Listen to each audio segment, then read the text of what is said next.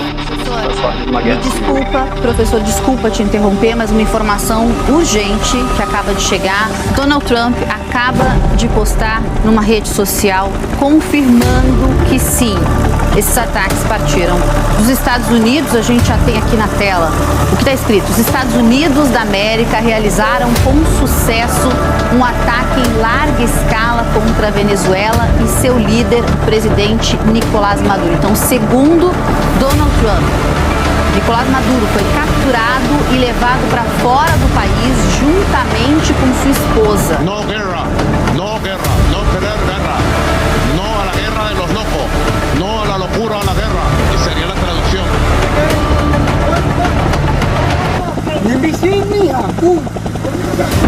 Dios mío.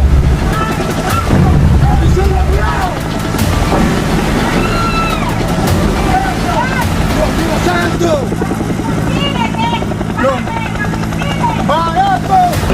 Mira, mierda, mierda, mierda. Mierda. Qué loco, huevón.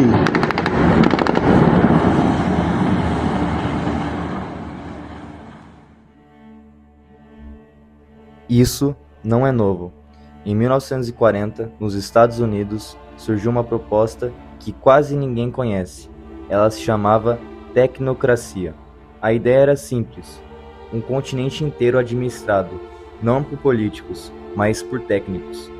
Nesse modelo, o dinheiro deixaria de ser o centro da economia. O que passaria a mandar em tudo seria a energia. Produção, consumo e distribuição. Tudo medido, controlado e organizado com base em energia. Na época, isso parecia radical demais. O projeto não avançou, mas a lógica não morreu. Ela apenas mudou de forma. Hoje, o mundo não vive sobre uma tecnocracia declarada, mas vive sobre um sistema energético muito parecido. O nome dele é petrodólar. Depois da Segunda Guerra Mundial, o dólar deixou de ser lastreado no ouro e passou a ser lastreado no petróleo. Quem quisesse energia precisaria de dólares. O dinheiro deixou de representar riqueza real e passou a representar acesso à energia. O princípio é o mesmo. Quem controla a energia, controla a economia. Quem controla a economia, controla os países. A diferença é que isso era apresentado como um plano. Hoje é um sistema global. É exatamente por isso que regiões ricas em energia nunca estão em paz. E é aqui que a Venezuela entra, um dos países com mais reservas de petróleo do planeta, energia em estado bruto e valor estratégico absoluto. Durante décadas, o petróleo venezuelano circulou dentro desse sistema, produzia energia e alimentava o eixo petrodólar.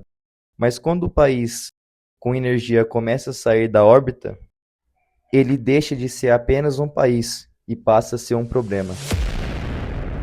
Sanções não são punições morais, são instrumentos de controle que bloqueiam acesso e isolam fluxo, e forçam alinhamento. Quando a Venezuela tenta negociar energia fora desse sistema, a resposta não vem em palavras, vem em pressão. Pressão econômica, pressão diplomática e pressão geopolítica. Porque a energia não é só um recurso, ela alavanca. E toda alavanca precisa de um ponto fixo. Durante décadas, esse ponto foi o dólar. Mas o mundo está mudando. Novos acordos, novas moedas, novas rotas energéticas. E quando o sistema começa a ser questionado, as tensões aparecem. 6h09, o presidente Donald Trump anunciou que vai impor uma tarifa adicional de 100% sobre as importações chinesas. Donald Trump vai assinar uma lei que impõe sanções à Rússia. Donald Trump anuncia a tarifa de 50% para o Brasil. Donald Trump assinou uma ordem executiva que decreta novas sanções contra a Venezuela. A Venezuela não está no centro de uma crise local. Está no centro de uma transição global. Não é sobre ideologia, não é sobre governo, é sobre quem define as regras. Mas aí a gente volta no mapa original e começa a reparar nos detalhes, porque quando você olha com calma, esse mapa não parece aleatório. Vamos começar pelo norte. Groenlândia, um território gigantesco, estratégico, rico em recursos e fundamental para rotas no Ártico. Em 2019, quando os Estados Unidos falaram em comprar ou anexar a Groenlândia, o mundo tratou isso como piada. Só que em 2025 e 2026, com a disputa por recursos, rotas marítimas e energia no Ártico, ninguém mais ri dessa ideia. Hoje, a Groenlândia virou peça estratégica. Ao lado, temos o Canadá, um país imenso, rico em recursos naturais, energia e água em território. Em 2025, Donald Trump chegou a afirmar que o Canadá era mais gasto do que benefício e que se dependem profundamente da estrutura econômica dos Estados Unidos. Pode parecer exagero, mas quando você olha pelo ângulo energético e logístico, o Canadá aparece como uma extensão natural do sistema norte-americano. Descendo um pouco mais, México. Aqui a história fala por si mesma. Grande parte do território dos Estados Unidos já foi do México. Texas, Califórnia, Novo México e Arizona. Tudo isso já pertenceu ao México. O México perdeu esses territórios após guerras e acordos forçados e pressão militar. E até hoje vive uma relação de tensão constante com os Estados Unidos. Fronteira, imigração, segurança e economia. Nada ali é simples. Agora olhe para o Caribe.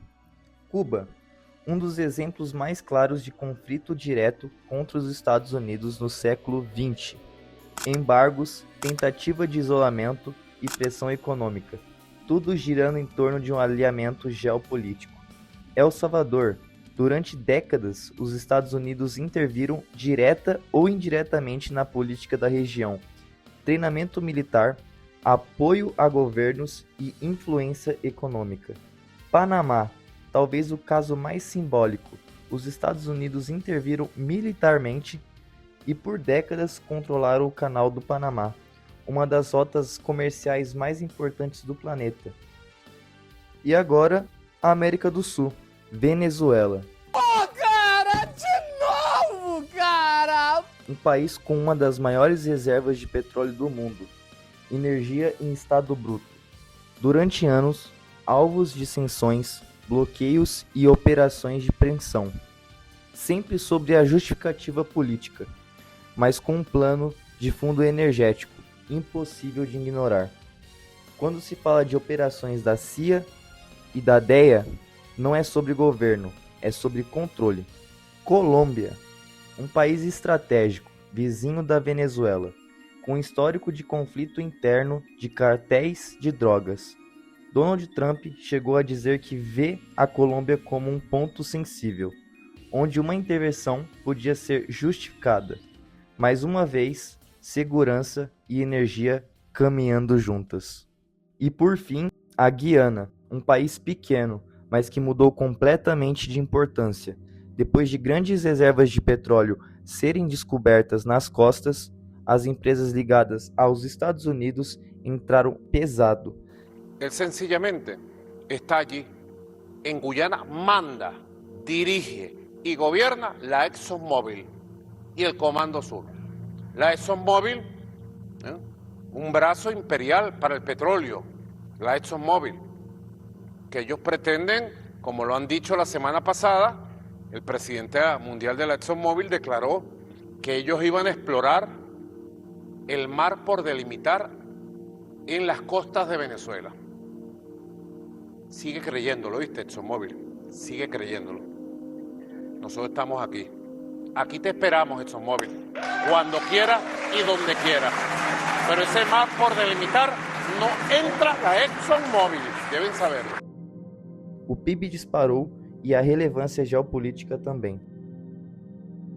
Mas quando você terminar de analisar, o mapa está completo. Não é coincidência, são territórios estratégicos, ricos em energia, em rotas e em recursos.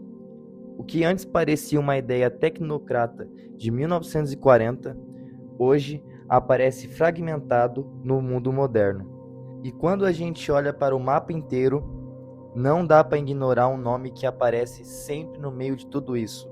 Um país que vive e respira petróleo tanto quanto a Venezuela. Rússia.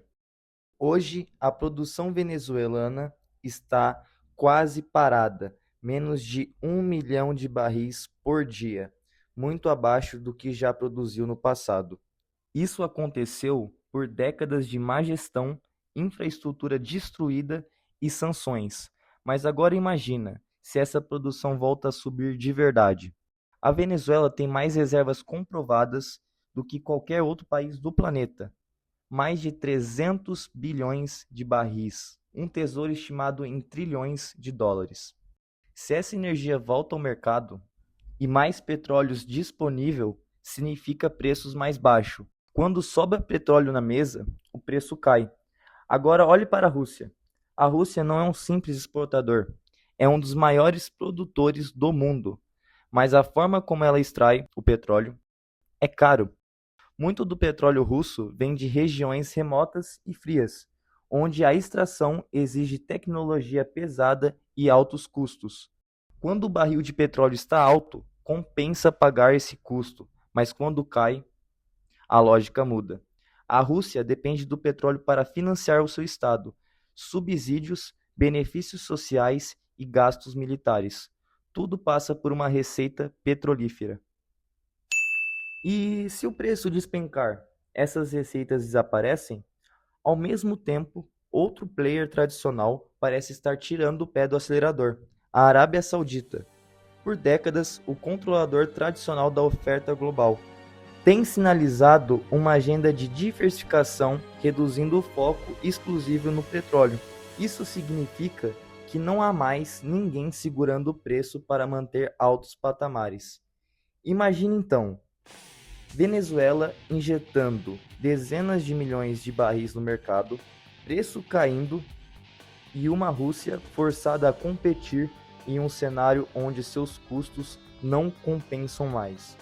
A lógica de dominar energia passa por controlar preço e oferta, mas se a energia torna barata demais, quem depende exclusivamente dela perde o poder.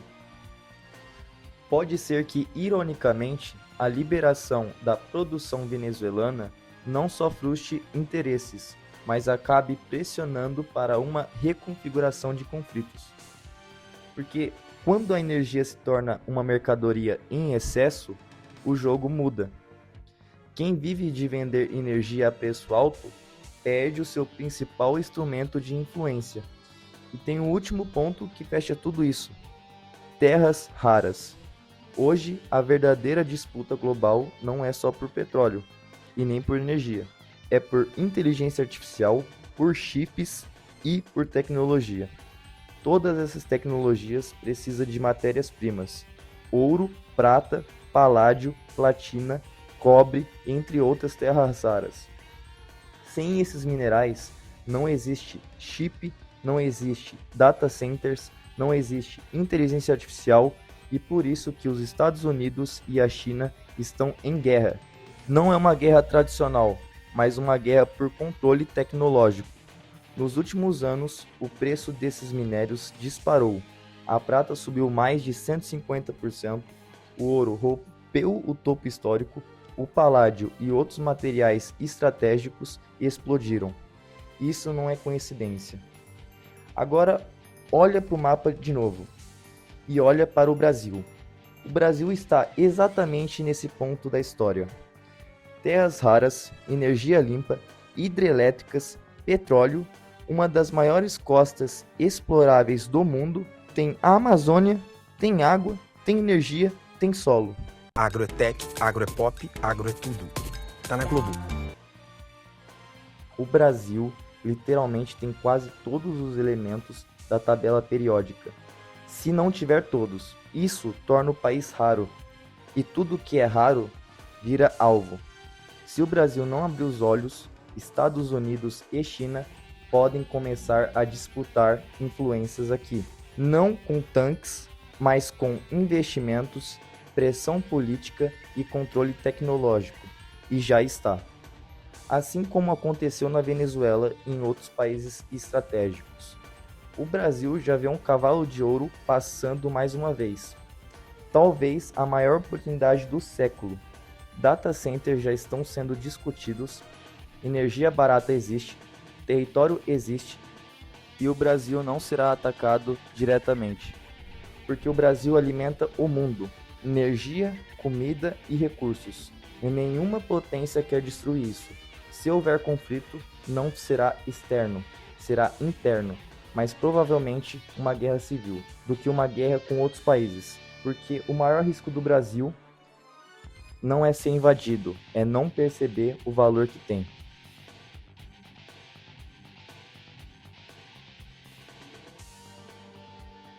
E com isso, eu encerro o vídeo aqui. Espero que vocês tenham gostado. Se você não deixou o seu sinal, deixe o seu sinal aí. Se inscreva no canal para receber mais estudos como esse e algumas visões de mundo que eu tenho. Se gostou, compartilhe, deixe o seu like. E é isso. Obrigado e tchau.